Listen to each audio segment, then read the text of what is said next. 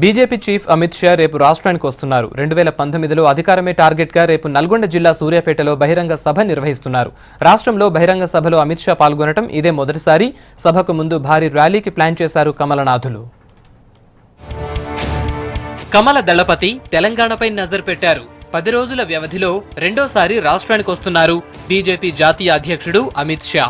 2019లో స్టేట్లో అధికారంలోకి రావటమే టార్గెట్గా ఆయన రాష్ట్రానికి వస్తున్నారు. అందులో భాగంగానే రేపు నల్గొండ జిల్లా సూర్యాపేటలో బహిరంగ సభ నిర్వహిస్తున్నారు. రేపు మధ్యాహ్నం 2:30 గంటలకు శంషాబాద్ రానున్న షా నేరుగా సూర్యాపేట వెళ్లనున్నారు. 4 గంటలకు బహిరంగ సభలో పాల్గొంటారు. ఆ తర్వాత రాత్రి 9:30కు శంషాబాద్ నుంచి ఢిల్లీ వెళ్లనున్నారు. సూర్యాపేట ఇండోర్ స్టేడియంలో జరిగే బహిరంగ సభకు భారీ ఏర్పాట్లు చేస్తోంది రాష్ట్ర క్యాడర్. బహిరంగ సభకు ముందు పట్టణంలో ర్యాలీ నిర్వహించనున్నారు కమల నేతలు. ఈ ర్యాలీకి బీజేపీ రాష్ట్ర అధ్యక్షులు డాక్టర్ లక్ష్మణ్, బీజేఎల్పీ నేత కిషన్ రెడ్డి కూడా అటెండ్ కానున్నారు.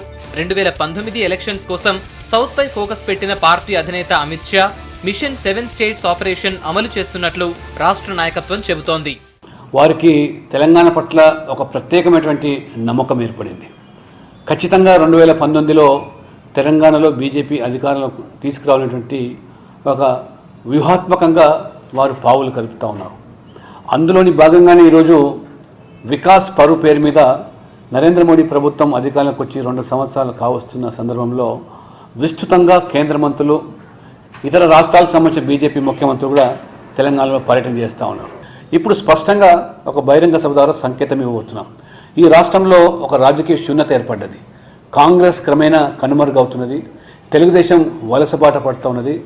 ప్రజలు ఇవాళ టీఆర్ఎస్ పట్ల ఉన్నటువంటి ఏదైతే అసంతృప్తి ఉందో, వ్యతిరేకత ఏర్పడుతుందో దానిని అనుకూలంగా మార్చుకునేదానికి బీజేపీ వైపు ప్రజలు చూస్తున్నారు. పార్టీ నేతల పనితీరుపైన షా ప్రత్యేక దృష్టి పెట్టినట్లు తెలుస్తోంది. ఇందుకోసం రాష్ట్ర పర్యటన తర్వాత ముఖ్య నేతలను ఢిల్లీ రమ్మని ఆదేశించినట్లు సమాచారం.